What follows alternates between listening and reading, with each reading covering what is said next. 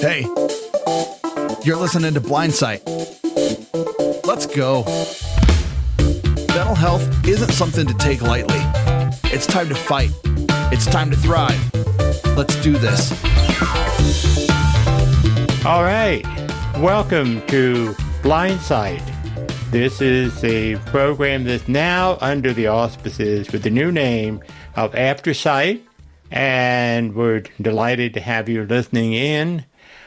Just a couple announcements. One is I just made that now look for Aftersight on your computer on our website and any correspondence or whatever.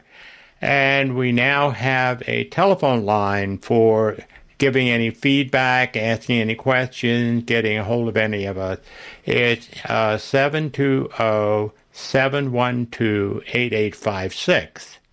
And you can reach us also with our feedback line at aftersight.org. So much for the announcements. And now I'm really pleased to have as our guest Charlie Kramer, who is a disability life coach. That's right. Charlie, welcome to Blindsight. We're glad to have you aboard. Well, thanks for having me. I'm excited to be here. Great. Well, the first question, of course, is on people's minds is, what's a life coach?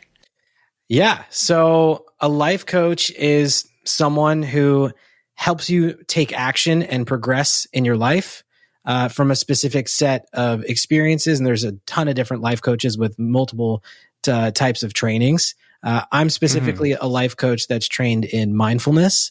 So a lot of what I do is focused on how to be in the present moment without judging it and taking a really almost like a wide angle view of what's going on and assessing not only what to do, but how best to accomplish it as well.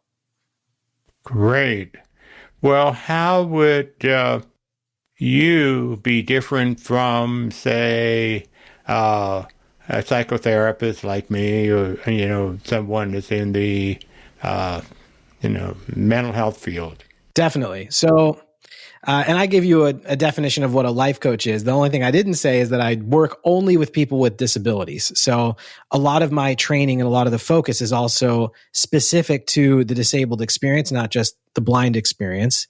And the difference that I'd say between a psychotherapist and a coach is that therapy is very much based in trauma and looking at what the problems are, expressing it and releasing that trauma to break through it so those patterns don't repeat in your life.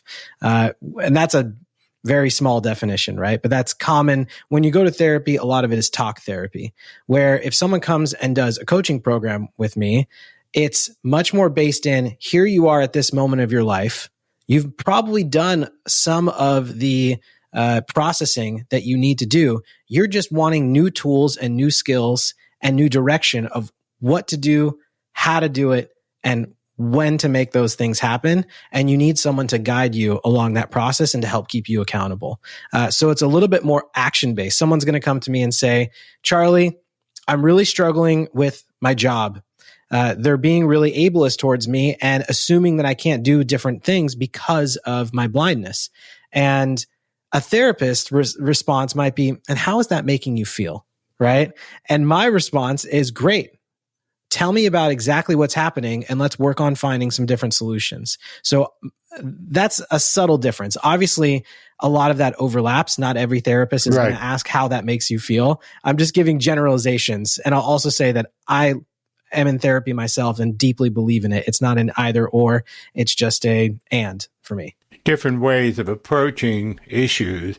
Certainly therapy, is there a set amount of time that you, when you talk to a client, say, okay, we're going to work on this for X number of times and set it that way? Or is it open-ended in what you're trying to do? Yes, it's all the things. I specifically work in an 8-week program Okay. Depending on whether or not someone is right for a group program or for a one-on-one program, if their needs are a little bit more specialized, then we do that in a one-on-one setting so we can get more creative and do things in a little bit more of a tailor-made way. And if you just need to learn specific skills, you're struggling with similar issues that a lot of people do with disabilities. And the big key is that if you're struggling with, not having a community of people around you that you can connect with that have the same struggles, then oftentimes we'll put them in a group program. Sessions often last about an hour, but it's not necessarily session-based. I see. Everything is continuous. Like I'm constantly talking with my clients and they have access to both me and our support coaches in text message channels. There's training videos, there's homework, there's drives and worksheets. So the program itself is not 8 sessions. It's really 8 weeks of continuous work. Right. And intensive. Yeah. So you work in groups as well as individual? Yeah, we work in groups and as well with individuals, and the groups always still as well have individual touches to them. Yeah, okay. But I think that's an important component that you mentioned because particularly people with disabilities feel so isolated, and rightly so, because it's hard to find one another and it's hard to I think there's a certain sense that because how people with disabilities feel about themselves, that the idea, I got to be with another person with a disability. Yes. And I hear that all the time. Yeah, exactly. And that's part of why the group program is so important. And it's our most popular program. I really think it's important for people to normalize their disabled experience or their blind experience, which is something that I had in my life. I grew up with a mom and an older sister and tons of family members who had the same exact disability as I did. And I got driven to school multiple times and to like practices and things like that by a neighbor of mine who had MS and drove me to school using her hands and not her feet at all, and would ride up into her car with her scooter and then, shift over. And I'm just sitting there like, this is normal. This is normal. So I was exposed to that in a very different way at a young age. And then, I would even help her or she would help us. And it was just like, yeah, that's whatever, it was completely normal. Whereas that's not the experience of most people, as I've come to find. And I try and foster communities where people can learn that it is completely normal to be disabled. It's normal to have these struggles. And a lot of times just that normalization itself takes care of like 50% or more of the healing work and the progress that they want to achieve. You're absolutely right. You're absolutely right. That's the big difficulty that I experienced, individually growing up.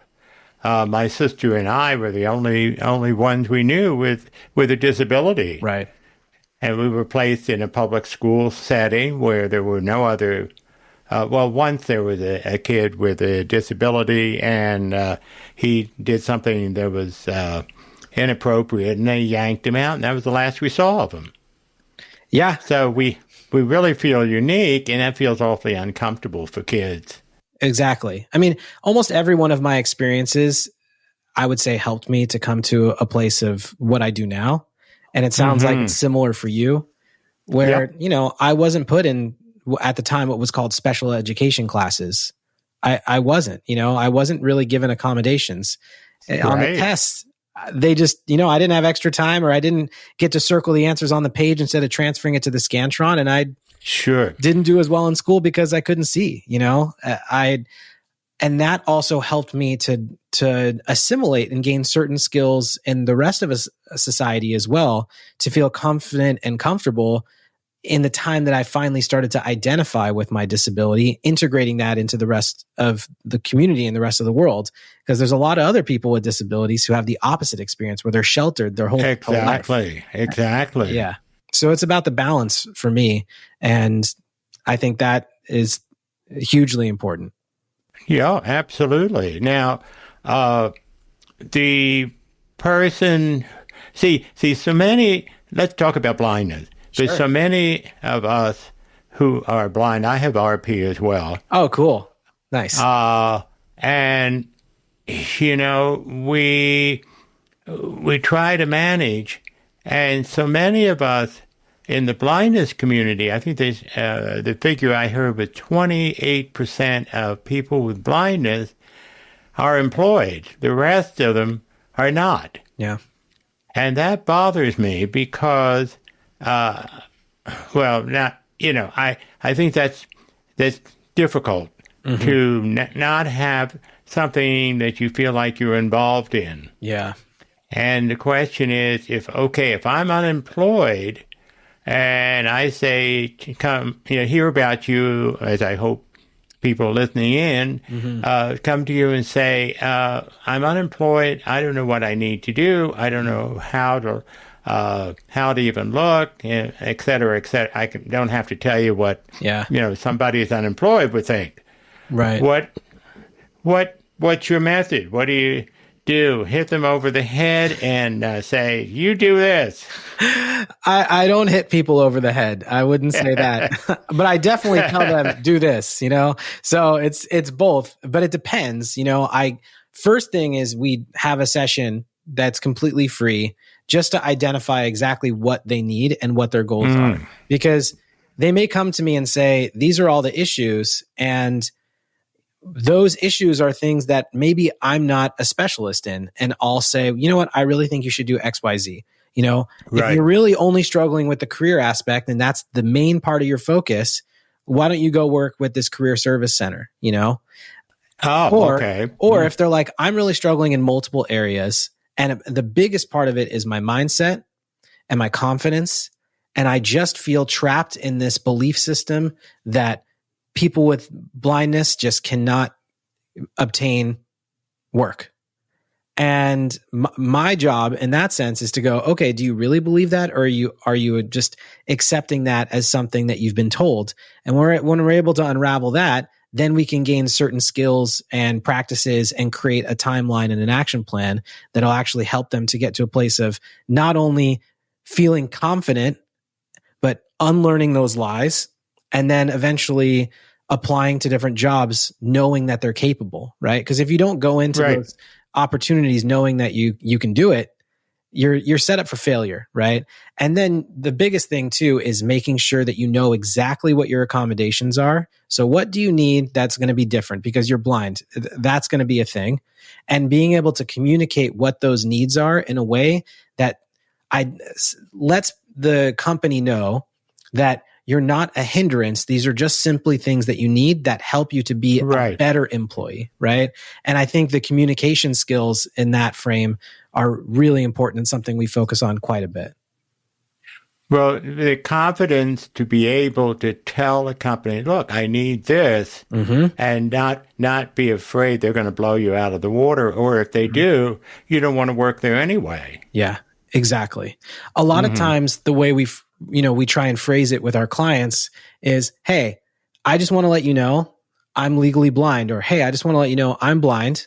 It doesn't have an impact on the quality of my work. And it does mean that I do things a little bit differently. And I wanted to be transparent and let you know. And then you tell them how you do those things differently. And then you say, also, that means that I would need a few accommodations. They don't cost anything, but they're just here to help me throughout that. And I wanted to be transparent with you. Also, I just want to reiterate, it does not impact the quality of my work.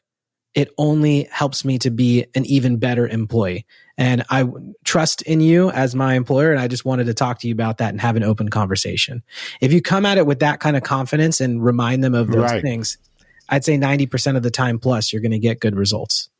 Sure. You're not going to, if you come off ashamed, yes, you're not going to get it. They don't want anybody who's ashamed of being who they are. Exactly. But they may be very hesitant, but if you can explain, oh, look, this is what I need, and it's simple, and in fact, it's required by law, though you don't want to say that to them right at that point. No, but not necessarily at the time. But it's a good resource if you need it, Right, exactly.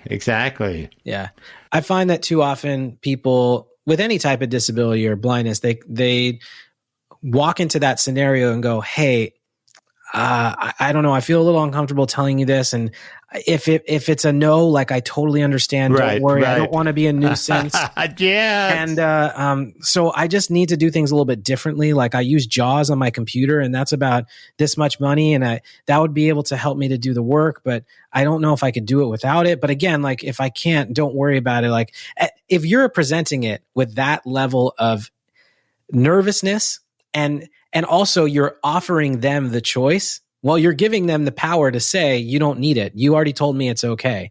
When the truth of the matter is that you do need it and it's not a big deal. Right. Don't make it a big deal. You also don't have to go to the extreme as like, I need this or I'm quitting, like it's a balance. It's a balance. Yeah. Yeah. And I think that companies are willing, especially in this very, this labor market, which is very tight right now. And this is what, I'm seeing as a real opportunity. If we can get people with disabilities to get over that hump of fear of rejection. And, there are things that people with disabilities can do that other people don't know it, but we have to tell them. Yeah. Exactly. And we have to trust. I know somebody, when I first thought about becoming a counselor, someone who was a psychiatrist laughed. And, I was a little offended, as you can imagine. And, I've got a master's degree now in counseling psychology, and I've been doing this blind for 30 years. Yeah. So, and probably a lot better than people who are sighted too, Yeah. Yeah. Which is, it's so interesting to me because I agree with you. I think a lot of times people hear blind or they hear disabled and they automatically make an assumption that means incapable. Right. And it means that also that you have a level of sadness or that you can't do things in the same way or that your life is not as fulfilled or any of those types of things. When the truth of the matter is that most of the blind people I know, most of the disabled people that I know, it's actually quite the opposite. They feel fulfilled and they feel happy. And a lot of times the things that makes them feel unhappy or unfulfilled or like they're not worthy is all the things that society is saying about them, but not what they actually feel about themselves. Well, how did you start and how did you get into this? So this coaching. First of all, I just want to say I always love meeting other, people in the same industry. It's awesome. So it's a fun conversation for me. I got into it through years of working actually in the Jewish space, in the Jewish community.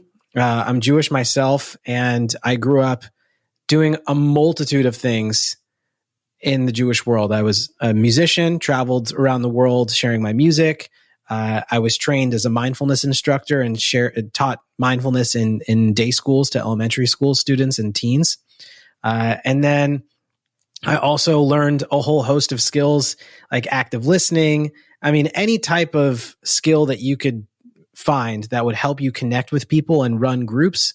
Like I worked as a camp counselor, overseeing different camps. So all this type of experiences were what I thought I wanted to be doing. And I was basically a community leader. And then I had this big awakening of like, oh, this is a part of my identity, the community leader side. And I'm also blind. Like I haven't been using a cane. I haven't been opening up about who I am. None of these people knew any of that about me. I just completely hid it. Mm-hmm. And then I realized, wait a second, I want to be working in this other community. I want to be in a space where I'm surrounded by my people, because I always felt this level of like emptiness that I couldn't really describe. And the emptiness was that I wasn't connecting with my full self. Right. So that took me down a path of retraining, right? Learning new skills, reconnecting with the disabled community, with my blindness, with the blind experience, and eventually retraining and repurposing some of the skills that I've learned and new skills that I've learned into helping people with disabilities to break through those barriers that they feel to be able to live a life that they're truly happy with and truly proud of. Now, what I experience from other people is the fear that, if I go and follow what is my dream, and I fail, that I'm going to feel terrible. Right. And yet, that's exactly what they need to do, is to follow their dream and give it a chance. Mm-hmm. And see, you and I agree that we may like the idea of driving an 18-wheeler, but I don't think that's a good idea for either one of us. It's a very bad idea, I'd say. Yeah. Yeah. Sounds fun, though. If anybody's willing to let me drive their 18-wheeler on an open road when no one's around, I would do it for 5 seconds. Yeah, absolutely. You're absolutely. there? But give us a call. Just for a few seconds. Yeah. Yeah, I don't even have the idea of doing it. It just sounds so off the wall. I use that as an example. But the thing is, we don't know until we try. Mm-hmm. But so many people are so afraid of failing that they don't try, and then they're in essence failing. Yeah, and that's regret, right?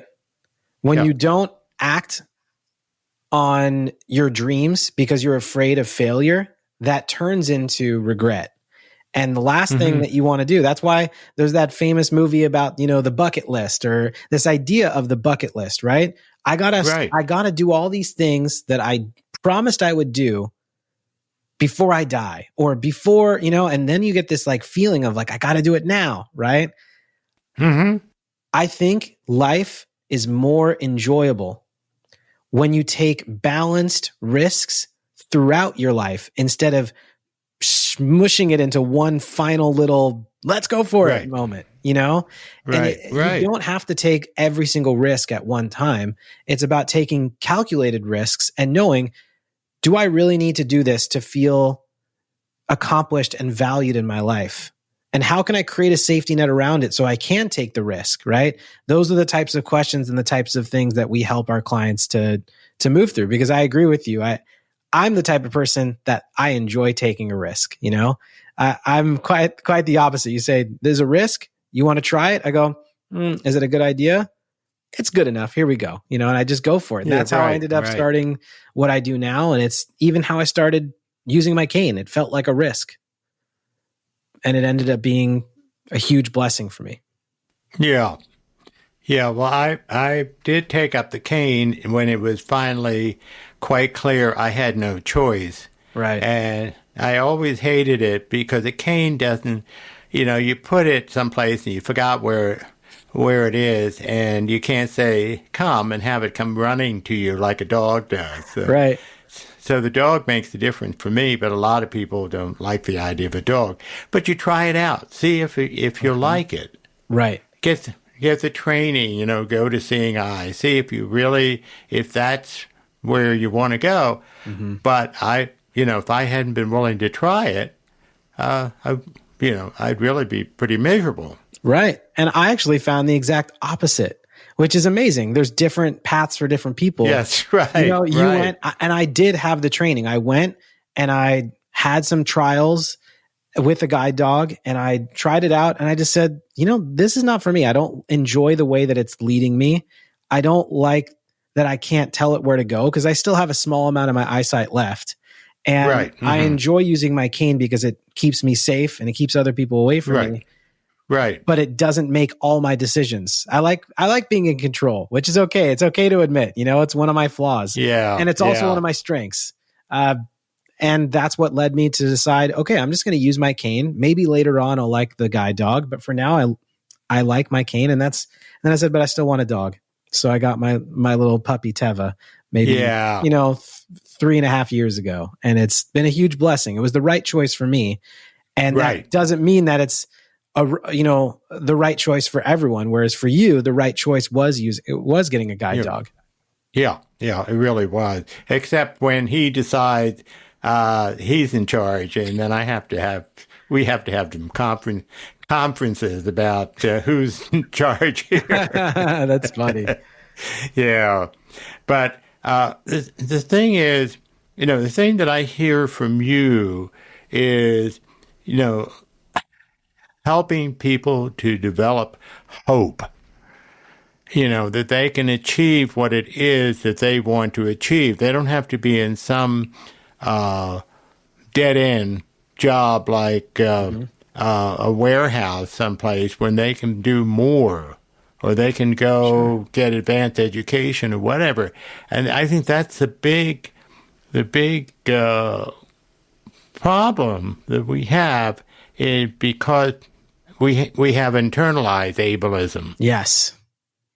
Yes, that's the exact thing. Okay, so on a like a outward marketing type scale, I don't use the word internalized ableism that much, because most people that are coming to, they just became disabled, they just learned about their blindness for the first time, they don't know what internalized ableism is. Right. But speaking to you, yeah, that's exactly what we do. I help unravel, and my team helps unravel internalized ableism. That's all we're doing. The ableism that was given to them by society, that our clients then decided, oh, that's true, even though it's not, right? We help them to unravel it and learn how to combat it in healthy ways, with healthy routines and healthy patterns and healthy skills, all through a lens of mindfulness, so that they can live their life based on what their truest desires are, rather than living their life on what their fears are telling them they shouldn't do. That's right. That's right. And what age limit do you provide coaching for? Is there a limit of how old somebody has to be either young or old to come to you for coaching? Every now and then we get a teenager, which is awesome. If they're under the age of 18, we always work with their parents at the same time, because a lot of the issues that are connected with their parents. So it's kind of like like a little group in a sense. There's sessions that we do with the teenager, and then there's sessions that we do with the parents, and everyone is involved in that. But the teen who has the disability has to be the one who wants to do the work. Right. That's a big thing. If someone comes to us and says, my son's really struggling to accept their disability, it's hurting their lives, and they don't see it, can you please help us? I say, I would love to try to help you, but unfortunately, if your son doesn't want to do the work, they just need more time, and that's okay. Right. And everyone's on their own timeline with it. And then we've worked with people in their 70s before, but I'd say the majority of people we work with are anywhere from 20 to 45. I see. Okay. But I think, I'm on a bit of a rant myself about the issue of parenting. Yeah. Has to change for kids with disabilities, because parents are so afraid that's where kids learn not to take risk. Because their parents are telling, it's scary to take a risk and you shouldn't take it. You might hurt yourself, and I'm your parent, and I want to make sure that you stay safe, so do nothing. Yeah. Oh, yeah. I mean, and there's all different sorts of it too. Because the fear that a parent has of how bad the child's life is going to be with their disability then impacts the internalized ableism of that child. So if you're constantly fearful and, oh my God, if you tell your kid, we know it's going to be so hard and there's going to be really hard moments and we're always here for you, and that's all that you say, then your kid's going to grow up thinking that their disability is the worst thing in the world, right? Absolutely. And I recommend saying your disability is going to be an amazing part of who you are, and we love that you're disabled. And we know that at times it's going to be really challenging, and we're here to support you with it as well. The balance. Yeah. I think that's a good word, balance. Maybe this is a very broad question. What do you think needs to happen?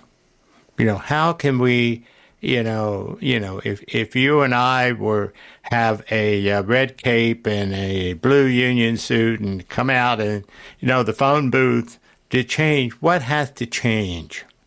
Is there anything, is it just individuals as opposed to the whole world that someone with a disability comes into. Mm-hmm. How do you like that? I love it. It basically goes into my whole philosophy, because in my experience, the entire disabled community is so focused, and rightfully so, on how the world and how society treats people with disabilities and how inaccessible the world is, which is just a fact. And that does need to change.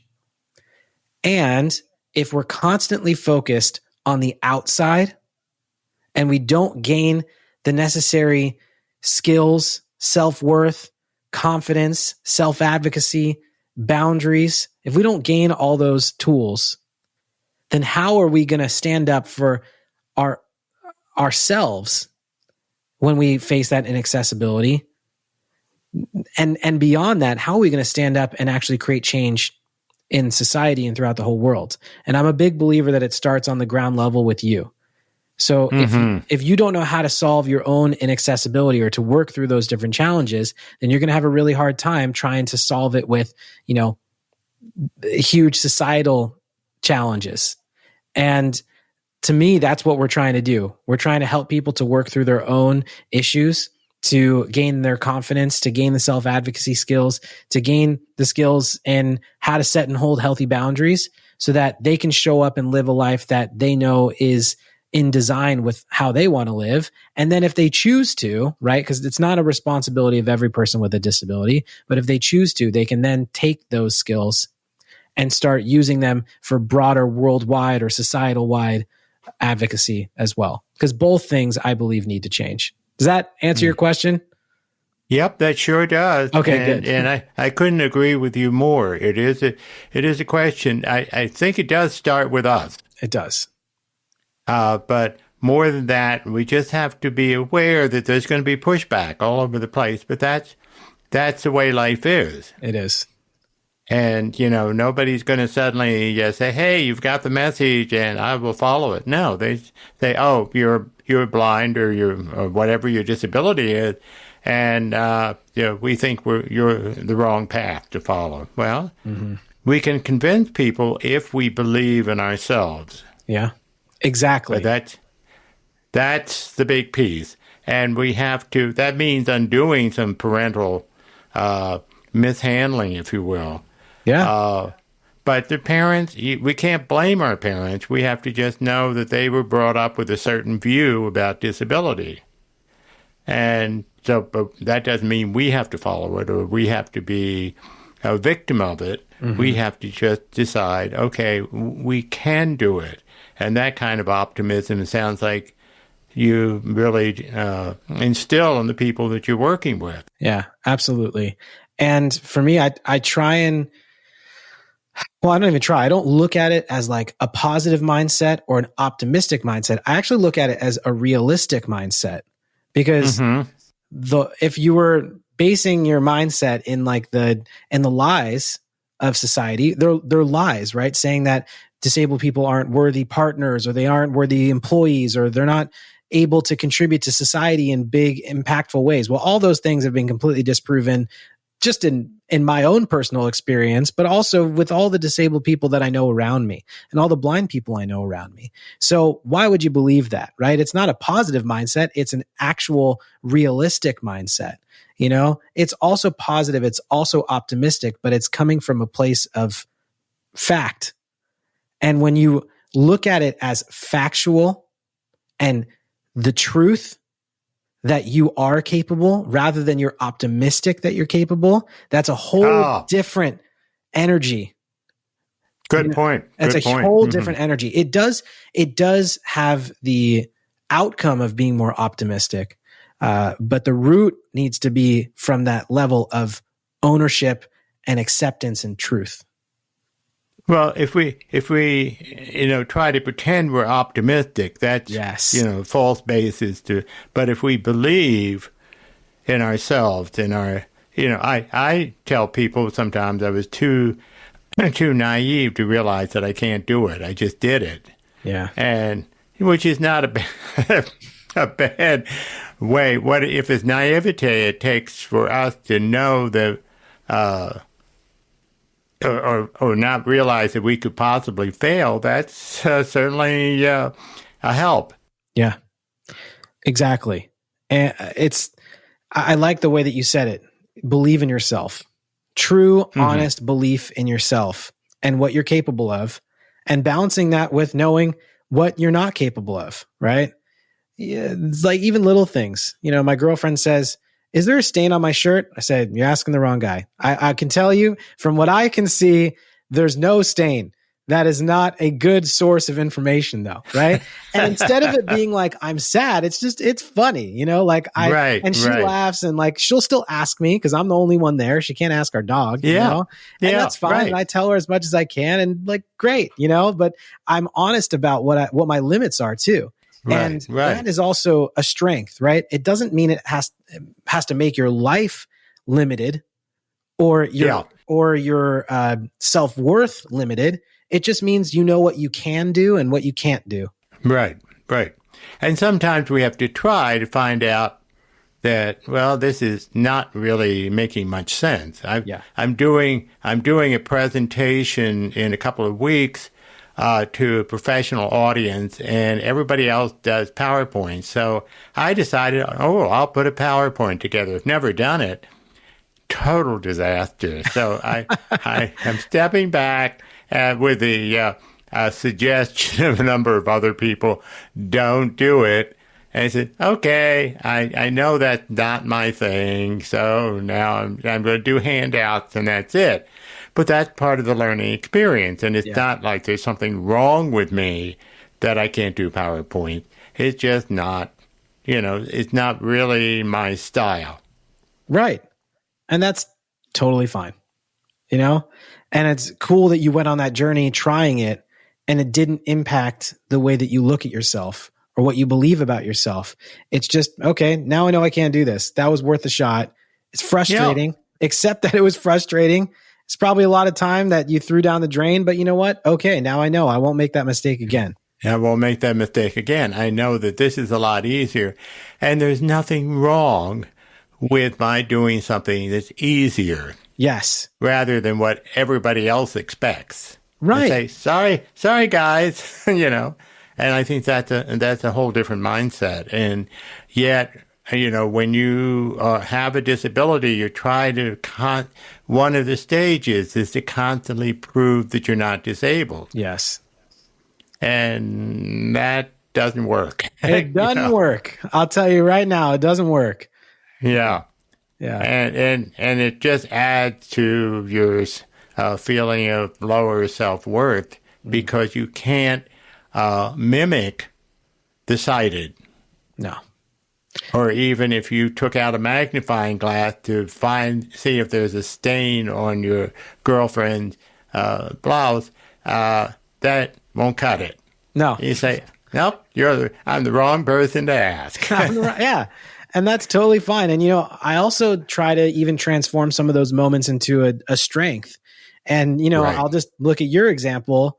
You're presenting at this conference where all these people are going to be using PowerPoints and you're going to be blind and you're going to go up there and you get to say, you all created PowerPoints, but guess what? You get to experience it how I do. And we just get to listen and we get to learn together without the visuals. And I'm excited to share that experience with you and what I have to share. Like that catches people's attention too. And that it doesn't always have to be a weakness. You don't always, I know you don't, right? But for our audience, I think sometimes it's easy to go, oh, I'm not going to have a PowerPoint. They're not going to like my presentation as much. Right. Where the difference is they're going to go, that was a memorable presentation. Did you see the guy who was super brilliant, had so many amazing things to say, was also blind, and he didn't use a PowerPoint? I didn't feel like anything was lost, right? That's the likelier outcome. Well, I've always been a perfectionist, and that's not such a hot idea. Yeah. But you're absolutely, and I'm going to use that in the beginning of the presentation to say, this is what we have to understand, that people with disabilities can do whatever. It just means we need to do it differently. Yes. And it doesn't mean that it's any less. Yeah. I always teach that whenever I specifically when I go to schools and I speak at schools, with kids, I always say, being disabled means I have to do things differently. But is different always worse? And their automatic response is no, right? Different is not always worse. Different oftentimes even means innovation. Yeah. It means opportunity and learning. You know, we didn't learn that the world was, a sphere by continually thinking that it was a square or flat and not challenging the idea, right? We did things differently. And sometimes doing things differently gives us not the results that we want. And it can be frustrating. But eventually it gets us to a new, exciting opportunity and a new place.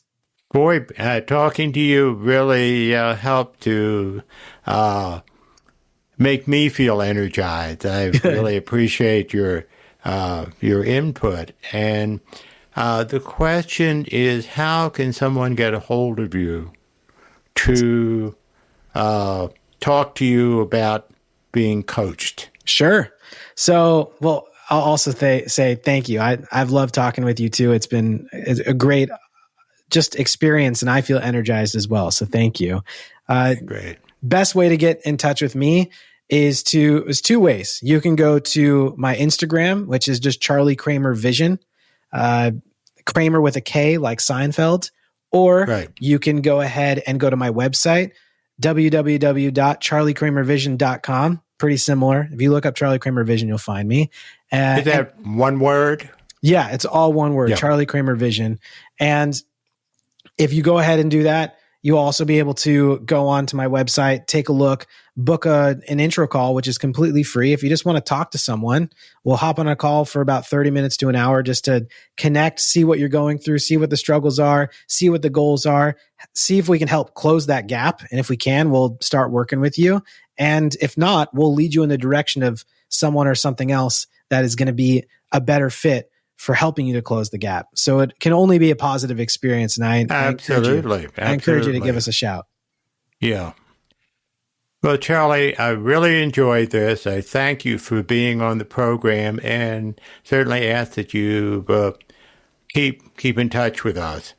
Awesome. And we're what we hope that AfterSight will be able to put up a resource list that people can access. It's kind of on hold for a number of reasons, but we're looking to put out a resource list so people can go to our resource list and find the names of people to contact for different things. Yeah. So that'll be in the future, but certainly a real pleasure to have you on board. A pleasure to be here. And for those of you who are listening, we hope that you may have some ideas and some feedback to give us. Remember, you can call at 720-712-8856 or send us an email, feedback@aftersight.org, and we will read them. We'll get back to you. And so this has been Bill Lundgren at Blindsight with the guest Charlie Kramer, and we look forward to being in touch with you again.